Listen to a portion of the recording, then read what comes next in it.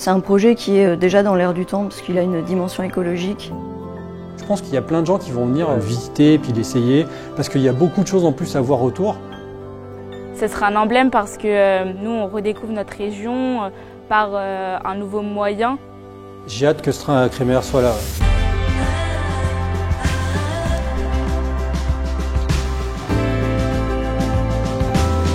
La crémaillère du Revard, c'est plus qu'un train. C'est un projet qui va entraîner l'ensemble du territoire derrière une dynamique collective sur les plans sociétal, économique, touristique.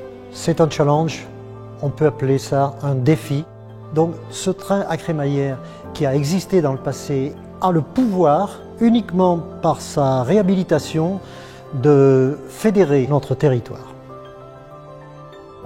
Ce train a été construit en 1892. Il a été conçu comme un tout, c'est-à-dire un moyen de transport et au sommet un ensemble restauration-hôtel, mais surtout un formidable moyen pour aller au Revard en été, se promener, respirer le bon air, etc.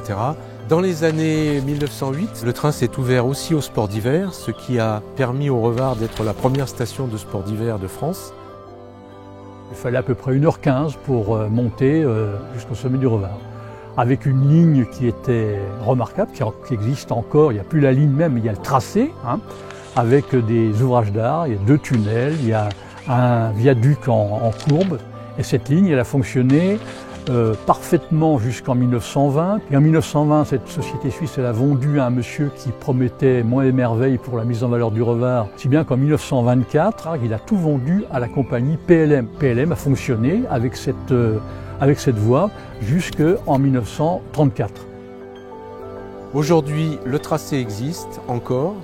Je dirais qu'il n'y a plus qu'à remettre des rails dessus pour la reconstruction de la crémaillère. Quand on arrive au sommet du Revard, on est saisi par l'environnement, par le cadre, par ce panorama à 360 degrés sur les Alpes, sur le Jura, sur le Dauphiné. Ce panorama est pratiquement et quasiment unique en France. Les gens aiment faire du train, les gens aiment faire du train à crémaillère. C'est attractif à la fois puisque c'est familial, c'est un moment convivial. Les gens se lèvent pour prendre des photos, ça rigole, on voit un animal. Le projet, je trouve que c'est une chance incroyable de pouvoir utiliser de nouveau ce moyen de transport. J'ai hâte qu'il se mette en place, ça va être quelque chose de superbe. Ce sera un défi, à mon avis, fascinant. Bien sûr que moi, je rêverais de ça. Par rapport à ce que j'en ai vu et aux photos que j'ai pu en voir, j'ai l'impression que ça va être vraiment sympa. En fait, moi, j'ai vraiment hâte d'acheter mes billets et puis d'y aller avec mes gosses pour voir ce que ça va donner. C'est un projet très écologique, donc effectivement, ça peut fonctionner 24 heures sur 24 par tout temps. C'est ça qui est important, savoir que même s'il y a du vent, des chutes de neige, le train continue à monter. Et ça va donc nettement diminuer toutes ces voitures qui vont monter au Revard, donc bien moins de pollution.